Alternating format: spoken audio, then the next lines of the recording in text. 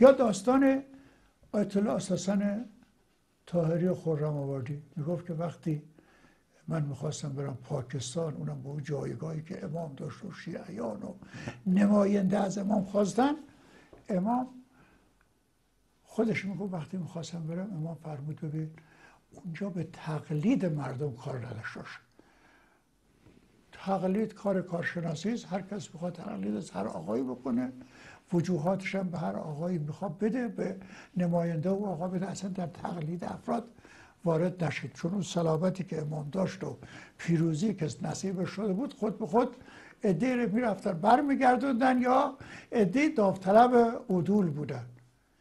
قبل از اینکه من نماینده امام شم در حج، بعضی آقایون فرموده بودن که کاروان ها و روحانیون کاروان فتاوای امام رو تنها بگن، اگه از آقایی سوال کردن او بگه. اما امام شنیده بود، بسیار ناراحت شد، فرمود این کارا چیه میکنید، اصلا فتوا بگید. مقلدین مختلف تو چی هستن، به هر جهت حریم امام علما و بهشون مراجع تقلیده و حوزه ها رو امام به بهترین وجه حفظ کرد. و حالا ما شاهدش میبینیم چه بلایی سر مراجع آمده.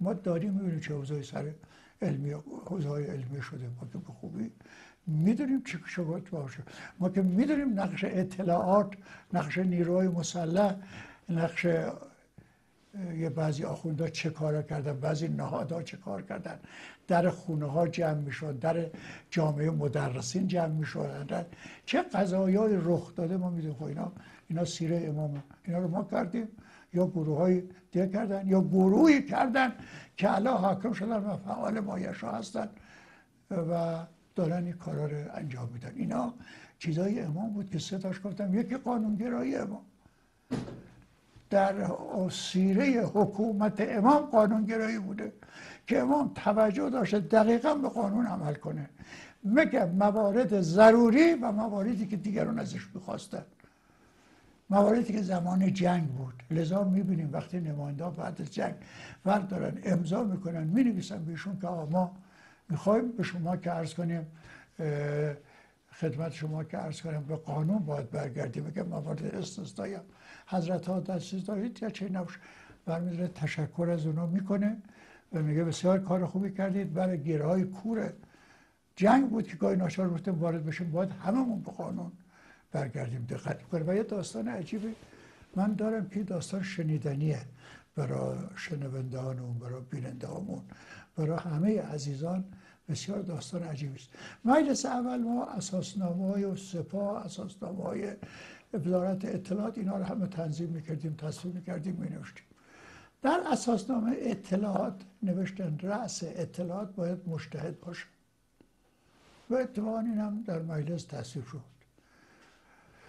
مگو اینکه امام اینو گوش میده و مخالف با اینم هست، اما فکر کنی رأی نمیاره، چون نمیخواسته اینجور چیزی بشه. اگر میدونست اینجور میشه خودش گفت تذکر میدادم، از باب تذکر نه دستور، که لفظ مجتهد خوب نیست بذارید جایگاه مجتهد برای مسئول امنیت و اطلاعات.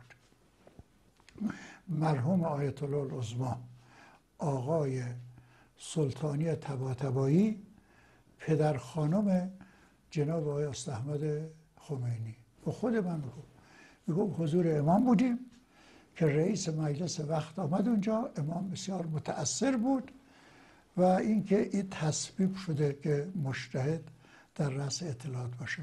منظورم این نکتهشه. ایشون گفت رئیس مجلس گفت آقا اگر خیلی ناراحتید حالا ما میریم اصلاحش میکنیم یه جوری یا برمیگردیم. گفت نه دیگه چون قانون شده و تصویب شده من نمیخوام، من مخالفم شدیدم با این کار، اما حالا که تصویب شده دیگه من وارد نمیشم. و من موارد متعددی از امام در این باب دارم.